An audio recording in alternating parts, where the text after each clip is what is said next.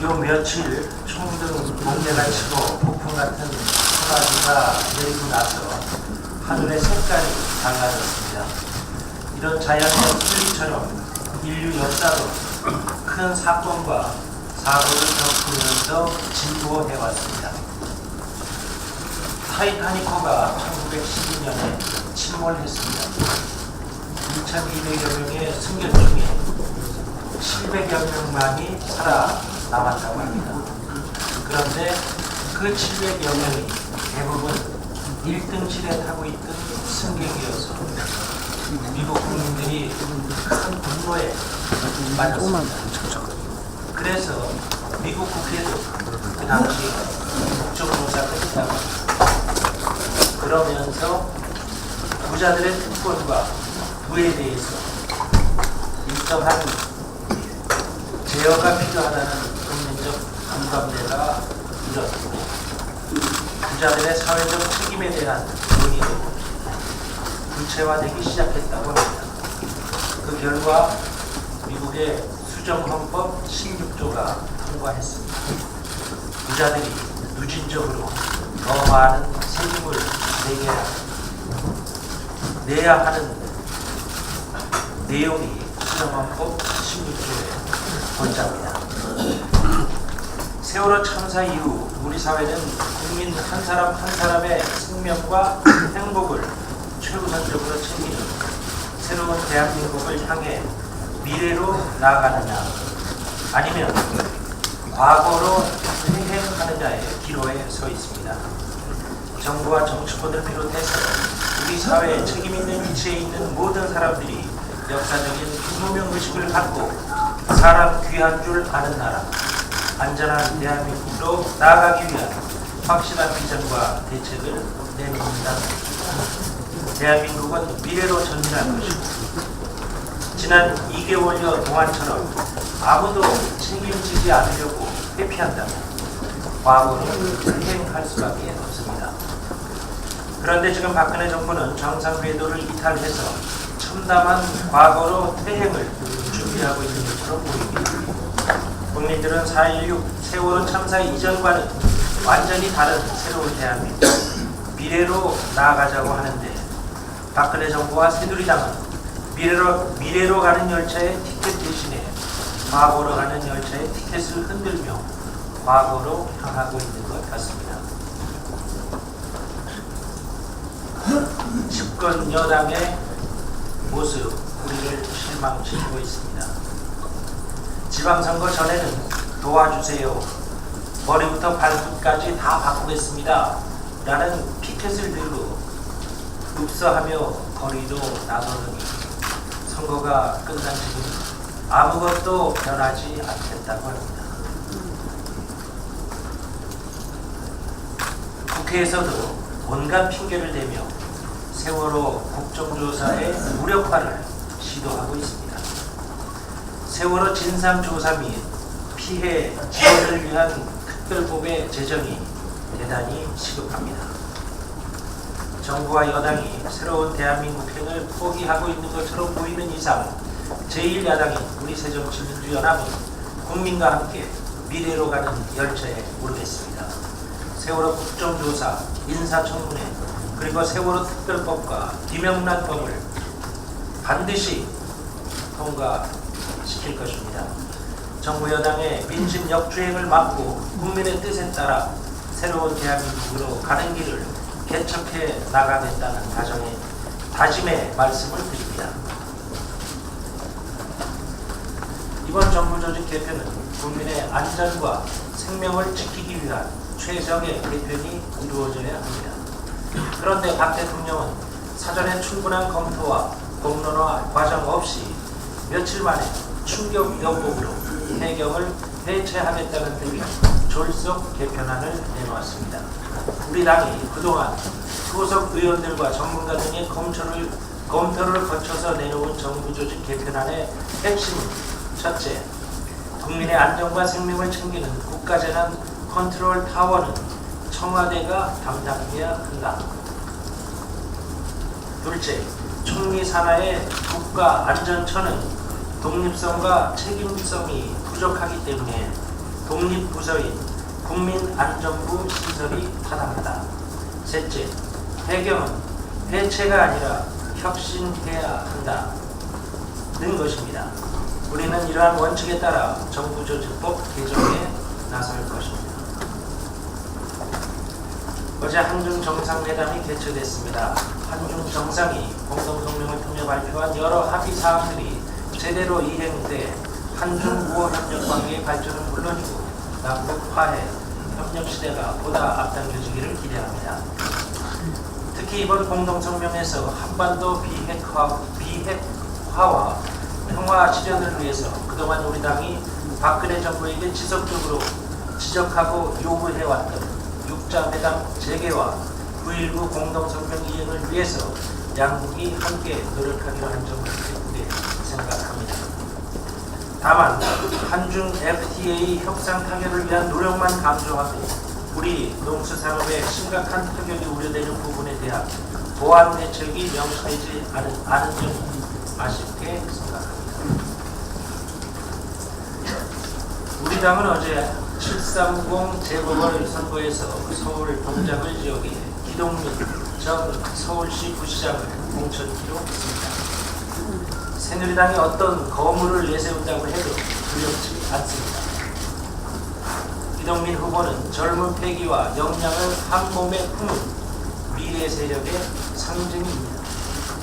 동작 유권자의 현명한 선택을 믿습니다.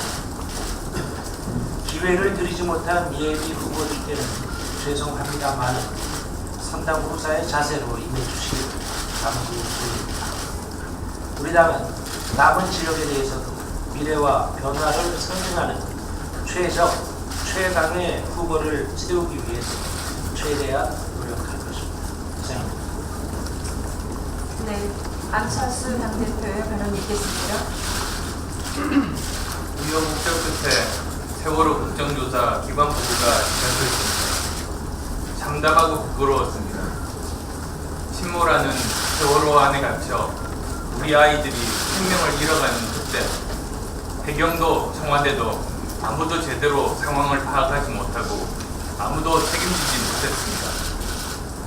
국가는 재해를 예방하고 그 위험으로부터 국민을 보호하기 위해 노력해야 한다고 우리 헌법은 명시하고 있습니다. 세월호 참사가 일어난 그날 그 현장에 국가는 없었습니다. 헌법이 정한 의무를 다하는 국가는 거기 없었습니다. 그래서 우리는 지금 근본적으로 바꿔야 한다. 부서진 국가를 책임과 의무를 다하는 국가로 다시 세우자고 이야기하고 있는 것입니다. 그런데 국정조사 현장에서 눈물도 내놓지 못하는 유가족들 앞에서 우리 국회, 우리 정치는 참으로 부끄러운 모양이었습니다. 유가족들의 마음에 거듭 상처를 내고 국정조사를 지켜본 국민들을 실망시킨 점, 정치인의 한 사람으로서 야당의 대표로서 사과드립니다. 우리 당의 조사위원들께 요청드립니다. 진실을 밝혀내기 위해 밤잠도 못 자면서 열과 성을 다하고 있다는 것 잘 알고 있습니다. 그런 정성이 진실을 규명하고 대한민국의 새로운 길을 찾는 결과를 만들어내기 위해 조금 더 신중하게 해주시기를 부탁드립니다. 말 한마디라도 꼬투리 잡히지 않도록 각별히 유의해 주십시오. 조사가 다시 중단된다면 국회가 뭘 할 수 있겠느냐는 국민의 깊은 실망을 감당하기 어려울 것입니다. 꼼꼼하고 진지하게 진실 규명이라는 목표를 놓치지 마시고 끈질기게 노력해 주십시오. 여당에 요구합니다. 여야 간의 공방으로 만들어가도 정부 여당으로서의 책임은 결코 피할 수 없습니다. 물론 우리도 정치권으로서 공동 책임을 지게 될 것입니다. 아이들을 잃은 부모님들이 지켜보고 있다는 사실을 잊지 마십시오. 정치적 유불리를 따질 문제가 아닙니다. 오로지 진실을 밝히고 다시금 이런 참혹한 재앙이 일어나지 않도록 대안을 만드는데 집중해 주시기를 요구합니다. 어제 5곳을 전략지역으로 결정하고 기동민 후보를 동작을 지역에 전략 공천했습니다. 서동준 후보가 절규하는 모습을 보았습니다. 마음이 아팠습니다. 그 지역에서 대학을 다니고 그의 청춘이 그 지역에 있다는 것을 알고 있습니다.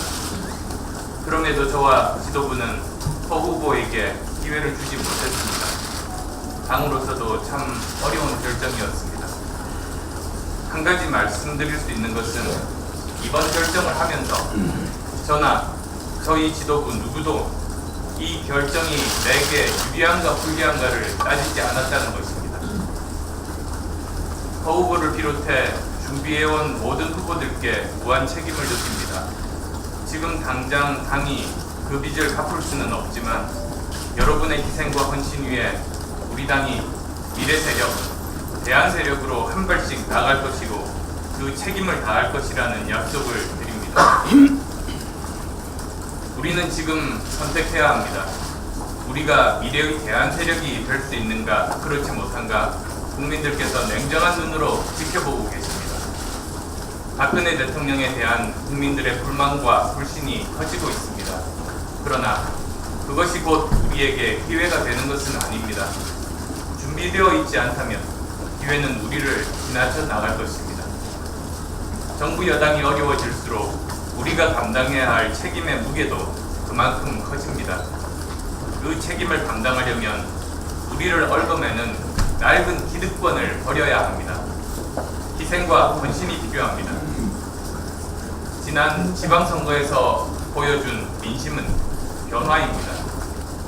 우리는 통합해서 힘을 합치고도 우리가 변화를 책임질 미래 세력, 대안 세력임을 충분히 인정받지 못했습니다. 우리가 미래 세력을 충분히 키우지 못했기 때문입니다. 이번 선거에서 우리의 기준은 분명해야 합니다. 기득권의 안주해서는 안 됩니다. 우리 당이 스스로 새로운 정치를 위한 세력임을 입증해야 합니다. 과감하게 새로운 임무를 받아들여야 합니다. 이번 선거에서 중진 분들은 당이 어려운 곳, 당이 요청하는 곳으로 나가 헌신해 주십시오. 경쟁력이 있다고 판단되는 지역은 신진에게 기회를 주어야 합니다. 그래야 당이 바뀌고 활력이 생깁니다. 이번 선거만이 아니라 앞으로 끊임없이 변화하고 국민에게 지혜를 배워야 합니다.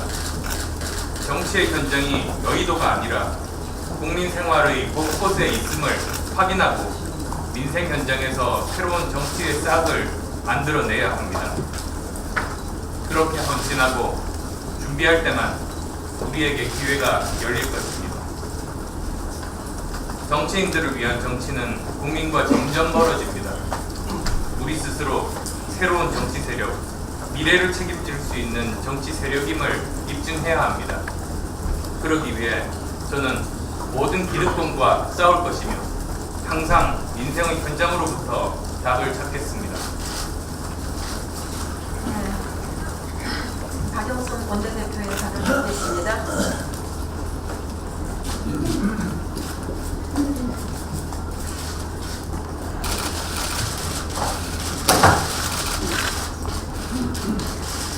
네, 6월 세월호 국회는 국회의 변화와 혁신 그리고 세월호 이전과 다른 대한민국을 만들겠다는 여야의 약속으로 시작됐습니다. 지난 월요일 여야 원내대표 주례회동에서 6월 세월호 국회의 핵심인 세월호 특별법 그리고 관기아 방지 3법 정부조직법 개편의 속도를 내자고 제안을 한 바 있습니다. 오늘 새정치민주연합은 세월호 특별법을 당론 발의할 예정으로 있습니다. 어제 세월호 특별법과 관련해서 이완구 원내대표와 의견을 나눴습니다. 장소는 청와대 만찬장에서였습니다. 어제 한중 정상회담이 늦어지면서 청와대 만찬장에서 약 1시간 정도 환담 시간을 통해서 이 세월호 특별법 문제를 그 자리에 참석했던 우리나라의 경제를 이끌고 가는 경제인들과 함께 여러 사람이 또 우윤근 정책위 의장, 또 주호영 새누리당 정책위 의장과 함께 논의를 했습니다. 그래서 그 자리에서 내린 결론은 7월 16일 세월호 특별법을 본회의에서 통과시킨다. 그리고 이 통과를 위해서 여야 정책위 의장이 주재하는 세월호 특별법 관련 상임위의 간사단 연석회의를 바로 한다라는 그러한 내용이었습니다. 그래서 앞으로 새누리당이 이 세월호 특별법과 관련해서 좀 더 민첩한 의견 교환과 실천에 임해 주실 것을 오늘 회의를 통해서 밝혀드립니다. 또 여야가 합의한 상설특검 이제 시작해야 합니다. 국정원 간첩 증거 조작 사건이 미궁에 빠졌습니다.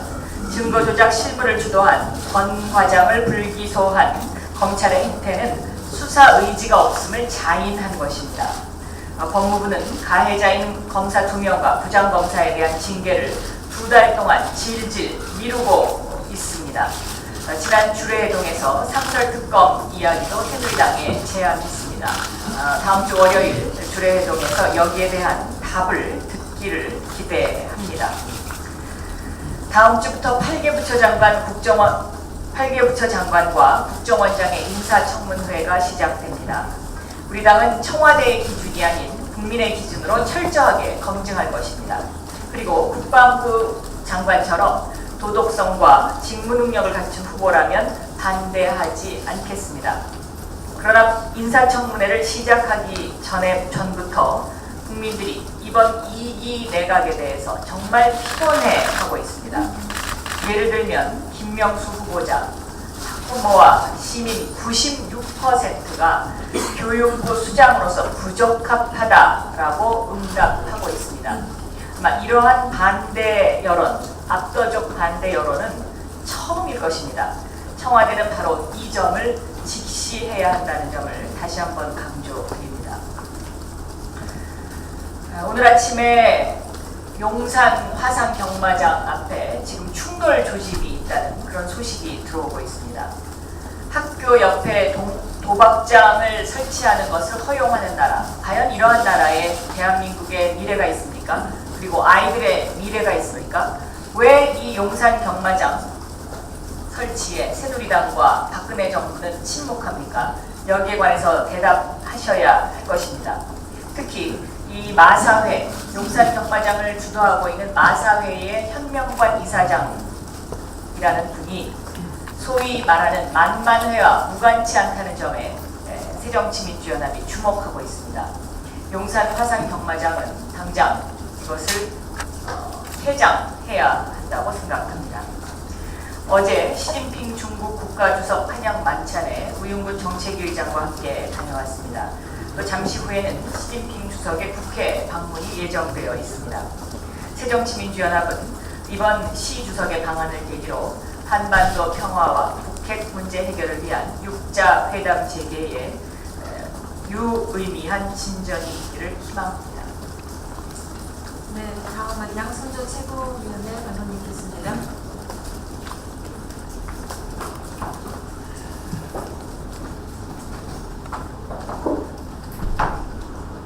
예, 중국 국가주석 시진핑의 방한 중입니다.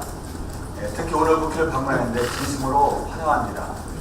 방한을 계기로 한중 관계의 근본적이고 획기적 진전과 한중 FTA에서 농민 어민이 보호 방안이 마련되기를 기원합니다.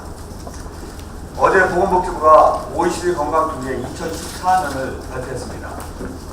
국민들의 행복 정도를 간접적으로 파악할 수 있는 자살에 의한 사망률이 인구 10만 명당 29.1명으로 OECD 회원국들에서 가장 높았습니다.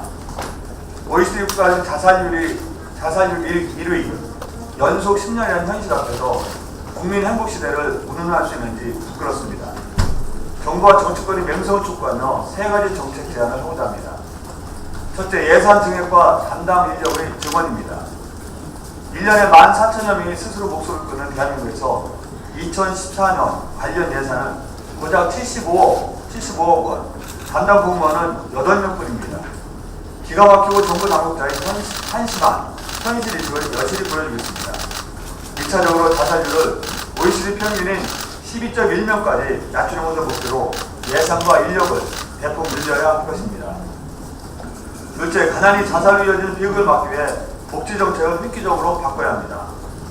기초생활보장제에 대해서 운영하는 반인권적이고 폐륜을 유발하는 제도인 부양의무제를 대폭 완화 또는 폐지합니다. 자살을 시도하는 가장 큰 이유 중에 하나가 경제적 어려움입니다. 극단에 몰린 국민들에게 법령과 제도, 예산으로 신경 쓰려면 자살률 10년 연속이라는 불명예를 벗을 수 있을 것입니다. 올 2월 송파 세모녀 자살 이전에 이미 수많은 죽음이 있었고 그 이후에도 죽음은 끝나지 않았습니다. 복지를 외치고 경제민주화를 드럼지며 당선된 박근혜 대통령의 공약 파괴가 계속되는 한 서민 살림을 이면하는 박근혜 정부에서 어느 누구도 가난 때문에 죽음을 선택하는 이 참혹한 비극이 끝날 것이라고 장담할 수 없습니다. 셋째, 노인 자살을 낮추기 위해 노인 빈곤을 해소하는 정책이 절실하게 필요합니다. 우선적으로 기초생활수급 어르신들이 기초연금의 실질적인 혜택을 받을 수 있게 해야 합니다. 가장 가난하고 자살도 가장 많이 하는 연령층이 65세 이상 어르신들입니다. 2011년 65세 이상 어르신의 자살률은 인구 10만 명당 81.9명으로 미국의 5.6배, 일본의 4.7배입니다. 우리나라가 10년째 자살률 1위에서 벗어나지 못하는 중요한 이유 중에 하나가 노인 자살률입니다. 박근혜 대통령이 강조하는 비정상의 정상화는 산 사람을 죽음으로 해무는 경제적 불평등을 해소하고 국민들이 마음 편히 살 수 있는 나라를 만드는 것이어야 합니다. 1인당 GDP 24,000억, GDP 세계 15위, 교육규모 세계 8위권은 자살률 세계 1위 앞에 무색하고 부끄러울 뿐입니다. 근본적인 대책이 절실합니다.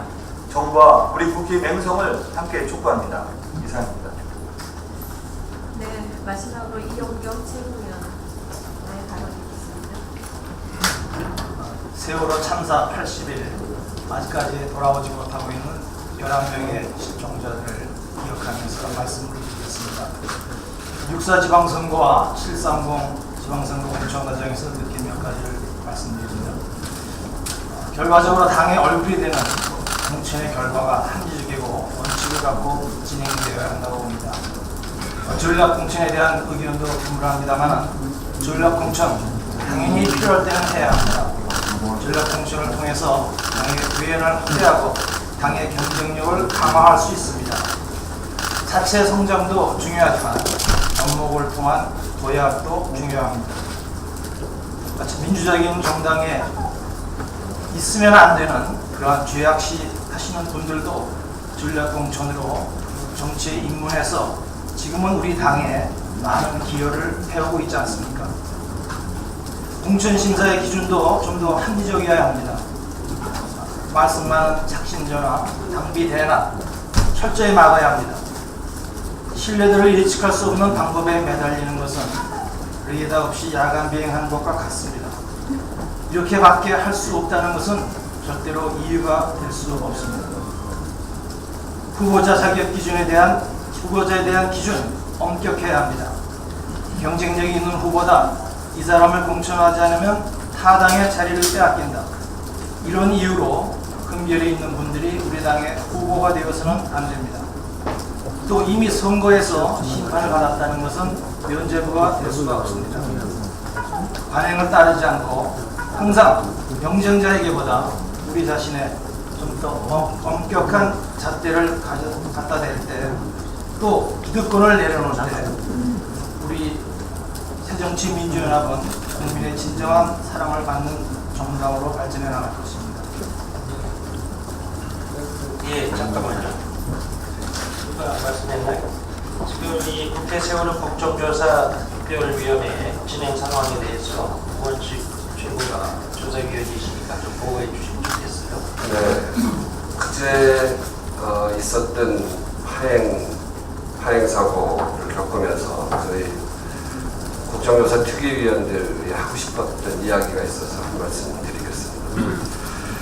세월호 국정조사 과정에 김광진 의원의 발언을 빌미로 새누리당의 보인 행태는 가히 국민의 대표기관이다 이렇게 말할 수 없습니다. 김광진 의원의 발언은 그 긴박했던 순간 오로지 VIP 보고용 영상, 사진에만 급급했던 청와대의 무책임한 태도를 비판하는 과정에서 발생했습니다. 김광진 의원은 박근혜 대통령에게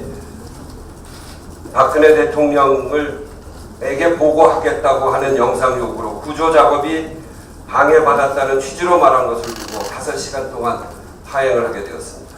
특히 새누리당 특위위원들은 김광진 의원이 사과를 했음에도 위원직 사퇴를 요구하며 특위활동 보이콧을 했습니다. 결국 이런 새누리당의 보이콧에 대해 유가족들이 크게 반발을 해서 사퇴 요구를 취소하긴 했습니다만 그 과정에서 정말 저희는 이런 국정조사를 국민들에게 보여야 되는가 하는 생각을 했습니다. 이 김 의원 발언은 VIP가 제일 좋아하니까 이런 발언인데 이것은 좀 녹취록에 있지 않은 발언이기 때문에 김광진 의원이 공식 사과를 했습니다. 그럼에도 불구하고 5시간 동안 파행을 이끌어가면서 그 근본적인 이유는 진상규명을 흐지부지하게 하려고 하는 집권 여당의 모습이었고 그것은 저희들은 절대로 진상규명을 흘릴 수 없다 이렇게 생각했습니다. 또한 이 과정에서 유가족에게 막말로 또 한 번의 상처를 주는 거대 야당의 모습은 참담하게조차 했습니다. 의도적으로 파행으로 그리고 국정조사의 본질을 흐리고 있는 새누리당의 모습은 이 지금 정부의 무능과 무책임이 불러온 국가적 재난으로 슬픔을 맞이해야만 했던 국민 앞에 사죄하는 마음과 진정성 있는 자세가 아니고 이제 그 자세를 변화시켜야 된다고 봅니다. 하루하루 가슴이 새카맣게 타들어가는 실종자 가족을 그리고 유가족들을 잊어서는 절대로 안 됩니다. 파행 시간 동안에 뒤에 방청석에서 가족 대책위 유경근 대변인 예은이 아빠가 이렇게 이야기했습니다. 우리가 바라는 건 내가 죽어서 내 새끼들 만났을 때 너는 이런 이유로 죽었다는 걸 설명할 수 있는 것이다. 그게 아빠로서 꼭 해야 되는 일 아니냐. 그게 과한 요구이냐. 이 국정조사는 바로 이 소박한 우리의 요구 때문에 이루어지는 일인데 이런 발언 하나로 사과까지 했는데 국정조사를 중단해야 되는 그 이유를 도저히 용납될 수 없다. 그렇게 이야기하면서 눈물로 절규하는 모습을 잊을 수 없었습니다. 저희 당 의원들이 그 앞에 다 머리를 조아리고 눈물을 흘리고 있었습니다. 우리 국회 국정조사는 가슴이 찢어져 있는 유가족을 위해 미래의 안전을 보장받을 권리가 있는 우리 아이들을 위해서 국회가 앞장서서 철저한 진상규명으로 대책 마련을 이루어 나가야 함을 명심해야 될 때입니다. 세월호 국정조사는 정쟁으로 물들어서는 절대 안 됩니다. 잘못된 부분을 바로잡아 나아가는 책임 있는 자세가 필요함을 잊지 말아야 합니다. 언론에게도 제발 부탁합니다. 그 과정에서 발생되는 문제가 있으면 누가 잘했는지 누가 잘못했는지를 이야기해야지. 새누리당이 저렇게 말도 안 되는 이유로 파행을 일으키면 무조건 정쟁이라고 하고 여야를 공히 비판하면 어떻게 국정조사를 합니까? 언론이 보이고 있는 태도에 대해서도 이번 국정조사를 하면서 매우 실망스럽고 이런 세월호 사태의 또 한 축에 언론의 태도가 있다라고 하는 걸 다시 한번 느낍니다. 정말 부탁드립니다. 파행이 일어나고 여야 간의 갈등이 생기면 누가 잘했는지 누가 잘못했는지 그 이유는 뭔지 이것을 분명하게 언론을 통해서 국민에게 알려주셔야 될 의무가 있고 그런 책무가 언론에게 있다는 것을 다시 한번 말씀드립니다. 새정치민주연합은 이번 세월호 국정조사를 시작으로 안전한 대한민국을 만들어가기 위한 시스템 개선 마련에 최선을 다할 것이며 끝나지 않는 세월호 참사 실종자 가족들과 유가족과 함께 끝까지 해나갈 겁니다. 세월호 참사는 잊혀진 사고가 아니라 아직도 돌아오지 못한 11명이 있는 진행 중인 참사입니다. 같이 아파하고 대책을 마련해서 안전한 대한민국을 만들어가기 위한 조석을 국민과 국회가 함께 만들어 나가겠습니다. 그리고 새누리당 일부 의원들께 말씀드립니다. 절대로 유가족들에게 망언을 하지 마십시오. 이것은 국민과 역사가 용납하지 않을 것입니다. 국회 정보위 상황에 대해서 신용민 정보위원께서 보고 있으시겠습니다. 네, 지금 4.16 세월호 사태 이후에 화려하고 굳은 약속이 있고 국정원에 대해서도 여러 가지 약속이 있습니다만 도로 정원에서 보여주신 도로 청와대, 도로 국정조사, 도로 KBS, 도로 국정원이 되는 이 약간의 우려가 있어서 한 말씀만 짤막하게 드리겠습니다.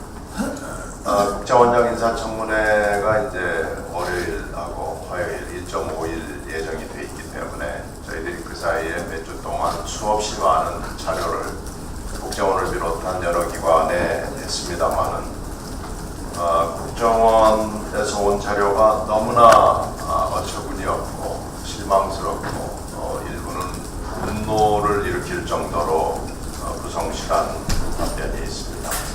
그 구체적인 내용을 여기서 말씀드리지는 않겠습니다만은 뭐 경찰청에 가서 알아보라는 식, 법무부에 가서 알아보라는 식의 동문서답이 있어서 며칠 전에 제가 국정원의 간사로서 정식으로 항의를 했고, 그래서 자료를 지금 전면적으로 재작성 중이라는 얘기를 들었습니다.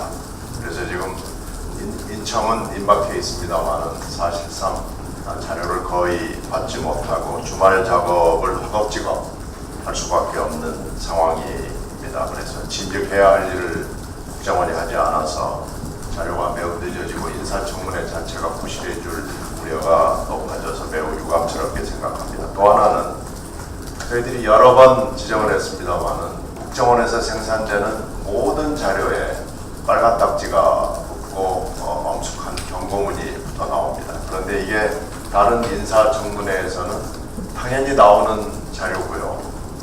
국민 모두가 봐야 하는 자료도 대단히 많습니다. 그래서 이런 모든 자료에 무조건 빨간 딱지를 붙이는 법적 근거도 없다는 것을 다시 한번 상기시키고, 비밀 등급 남발을 하지 말라는 우려도 정식으로 전달하겠습니다.